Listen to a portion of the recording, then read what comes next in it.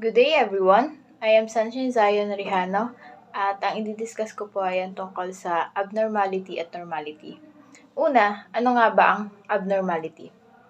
Abnormality refers to an individual's unusual or different behavior, emotion, mental instability, irritating or discomfort behavior. Ang taong nakakaranas nito ay nahihirapan mag-cope up sa kanyang surroundings at sa mga taong nakapaligid sa kanya. It takes a great change in normal functioning. It totally depends upon the symptoms and behavior. Ang sintomas ng parehong problema or cases when it comes to abnormality ay maaaring magkakaiba sa iba't ibang nakakaranas nito. People with such kind of abnormality not only faces a problem with themselves but also from their surroundings. People generally don't have any kind of positive behavior toward this. Instead, they see an individual with an eye of inferiority, irritating, danger, at iba pa. Samantala, ang normality naman ay tumutukoy sa usual or normal behavior on a daily basis ng isang tao. Masasabi nating normal ang isang tao when he or she can cope up with his environment without any discomfort. Ang normal person can adjust themselves in any sort of situation and its surroundings. The mental health of normal person is calm and uses their time without stress, can work productively, and can make a contribution towards their society. A person can be determined as normal on the basis of their usual or everyday lifestyle. An individual's behavior towards the social norms and expectations decide the normality. Even the surrounding people have a positive approach towards a normal person.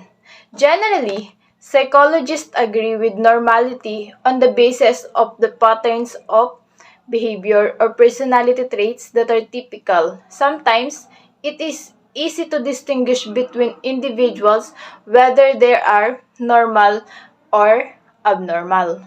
But according to DSM-5, the practices and research was conducted by clinical psychologists focuses on abnormality, also known as mental disorders, psychiatric diagnosis, or more broadly, psychopathology. Through their training and their professional activities, clinical psychologists become very familiar with the definitions of various forms of abnormal behavior and the way it differs from normal behavior. But before these diagnostic categories are put to use by clinicians and scholars, they must be defined. And they come up with the definitions or a variety of answers to the question of what makes behavior abnormal. These answers have included criteria such as personal distress to the individual, like severe depression or panic disorder, deviance from cultural or the cases of schizophrenia, statistical infrequency like the rarer disorders such as dissociative identity disorder or the DID, and impaired social functioning as in social phobia, and a more dangerous way is the antisocial personality disorder. In the 1990s, Jerome Wakefield, a renowned scholar in the field of abnormal psychology, offered a theory that put forth a more simplified definition of mental disorder. Yung theory niya po is nagsusupport siya to become quite prominent in recent years, at in-explain niya to, ang tawag sa theory niya is harmful dysfunction theory of mental disorders. Jerome Wakefield argued that a disorder is a harmful dysfunction wherein harmful is a value term on social norms and dysfunction is a scientific term referring to the failure of mental mechanism to perform a natural function for which it was designed by evolution. Thus, the concept of disorders combines value and scientific components. The harmful dysfunction theory proposes in our efforts to determine what is abnormal. We consider both scientific data and the social values in the context of which the behavior takes place. As such, it can account for a wide range of behavior that clinical psychologists have traditionally labeled as psychopathological according to the multiple criteria. And now let us talk about who defines abnormality. Si Jerome Wakefield, which is siya yung nag-propose ng theory about harmful dysfunction theory, na kung saan ito'y nag-simplified ng definition about mental disorders. Meron din siyang definitions about disorders. Sabi nga, Wakefield's definition of abnormality, along with other definitions, continues to be debated by academics and researchers in the field. However, clinical psychologists have certainly not waited for a resolutions for this scholarly debate before assigning, treating, and studying mental disorders. They use disorders as defined by Diagnostic and Statistical Manual of Mental Disorders or the DSM, the prevailing diagnostic guide for mental health professionals every day as they perform assessments, conduct therapy, and design and execute research studies. In the introductory pages of the versions of DSM, which is the DSM-5 American Psychiatric Association 2013, its authors offer a broad definition of mental disorder. It is not entirely dissimilar to Wakefield's harmful dysfunction theory, yet it is also incorporates aspect of the other criteria discussed. And DSM-5, mental disorder are defined as a clinically significant disturbance in cognition, emotion, regulation, or behavior that indicate a dysfunction in mental functioning that are usually associated with significant distress or disability in work, relationships, or other areas of functioning.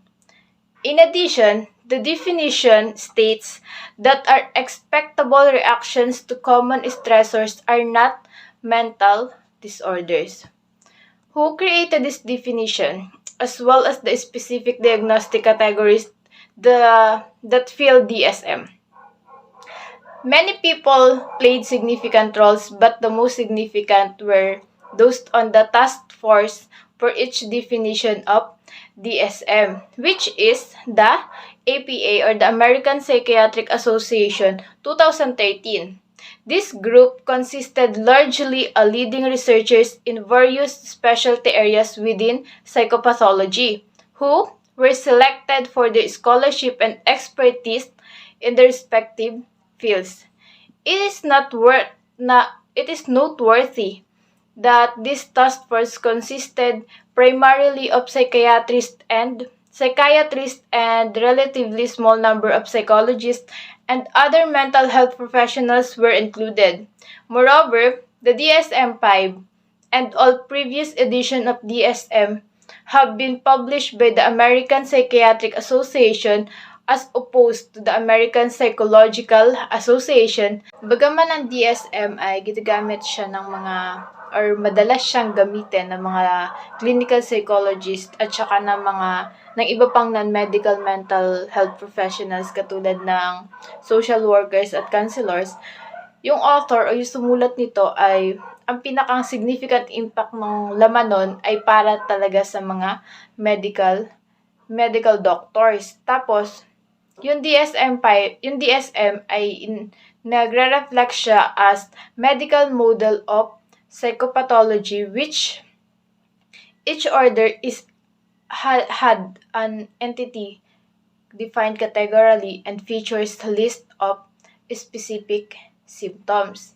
Beside their profession, what else do we know about the primary authors of DSM? The first edition of DSM, published in 1952, was created by the foremost mental experts of the time, who were almost exclusively white, male, trained in psychiatry, at least middle-aged, and at least middle class.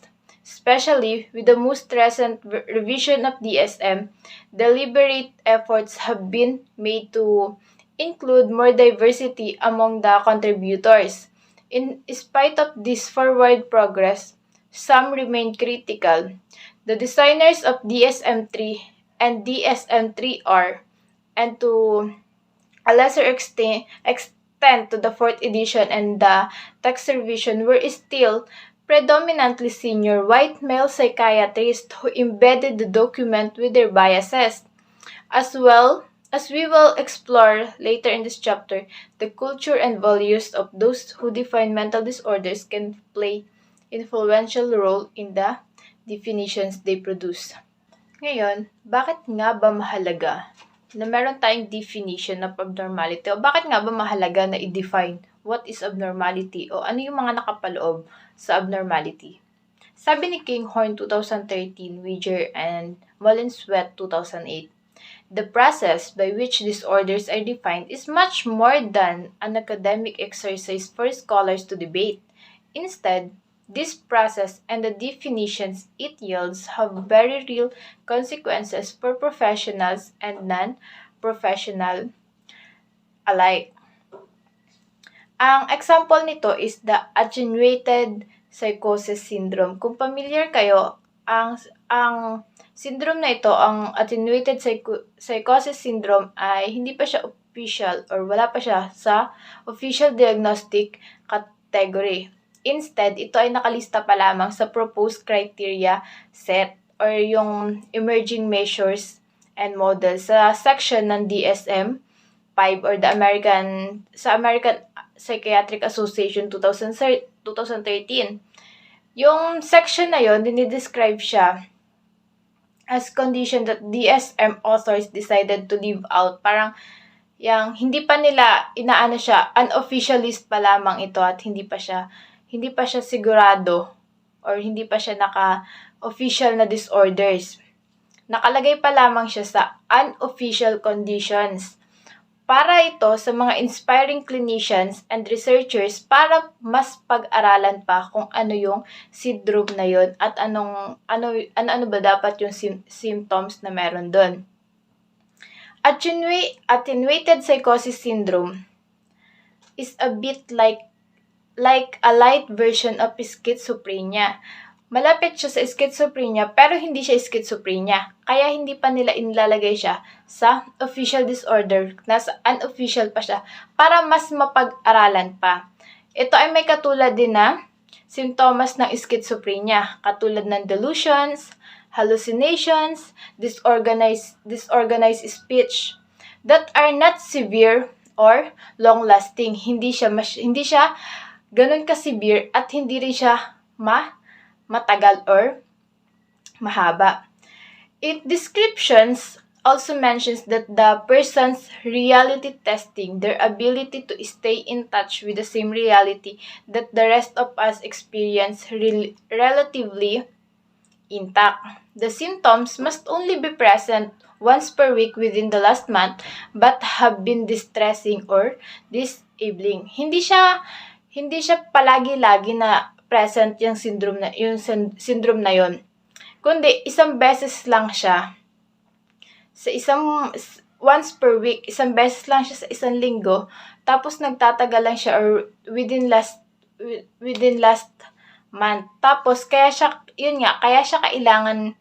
hindi pa siya nilalagay sa official disorders kasi nasa non-official pa siya para mas mapag-aralan pa siya. At dun pumapasok yung kahalagahan ng pagde-define ng abnormality. Ngayon, bakit nga ba mahalaga na i-define yung abnormality?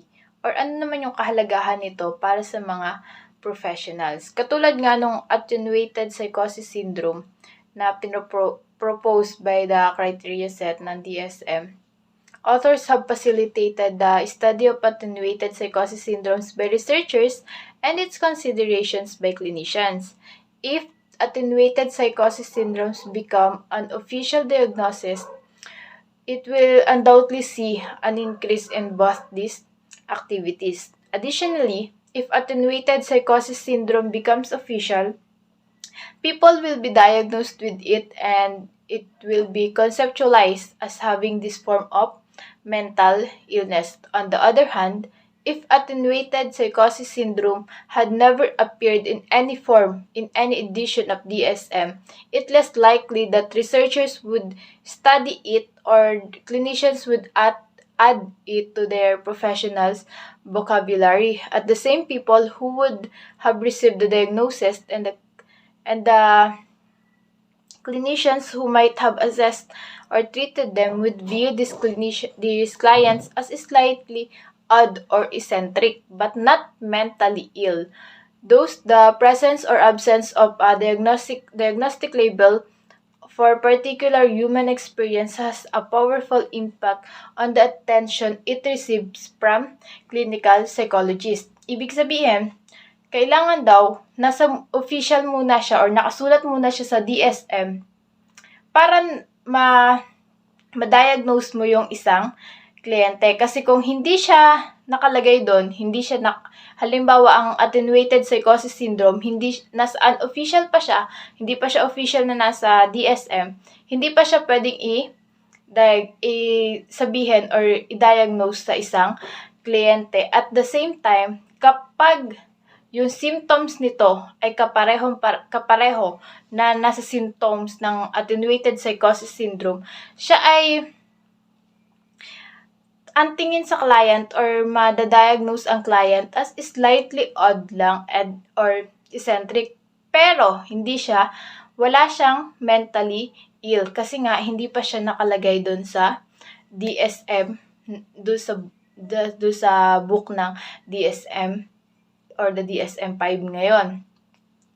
Kaya mahalaga na yung definitions ng iba't ibang abnormality sa mga professionals para malaman nila kung alin bang abnormality yung nararanasan ng isang kliyente o alin ba dapat yung i-diagnose nila sa kliyente nila. Ano naman ang kahalagahan ng definition or ng pagde-define ng abnormality para sa mga kliyente?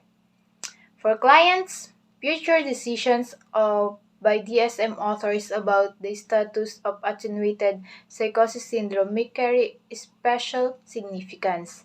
Some clients could experience beneficial consequences of being diagnosed with attenuated psychosis syndrome.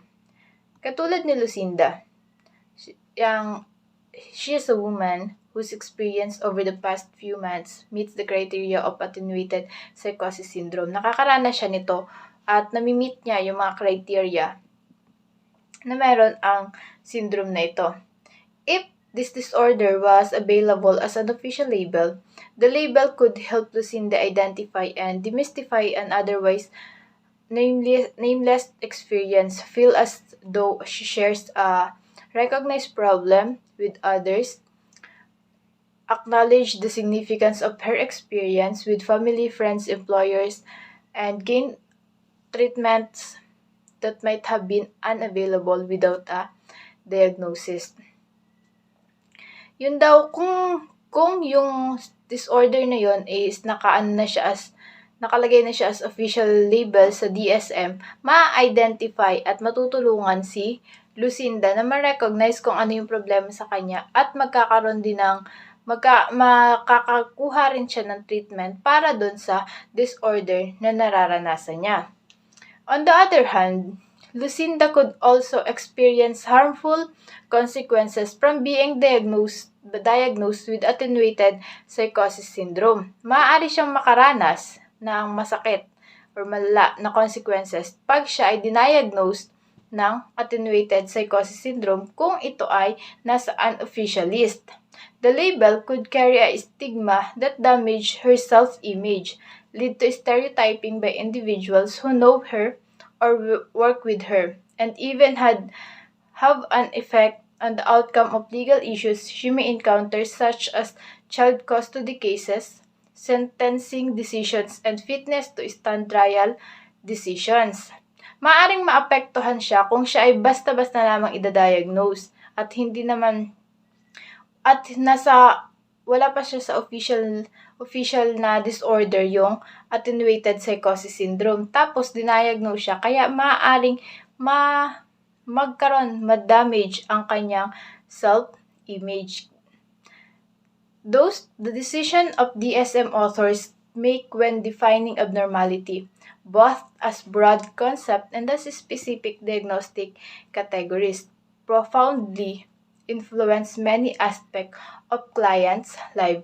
Yung decision ng mga sumusulat or ng mga authors, ng authors ng DSM sa pagde-define ng abnormality ay may malawak siyang concept na dapat meron siyang specific diagnostic categories dahil kapag hindi yun nangyari, kapag halimbawa ay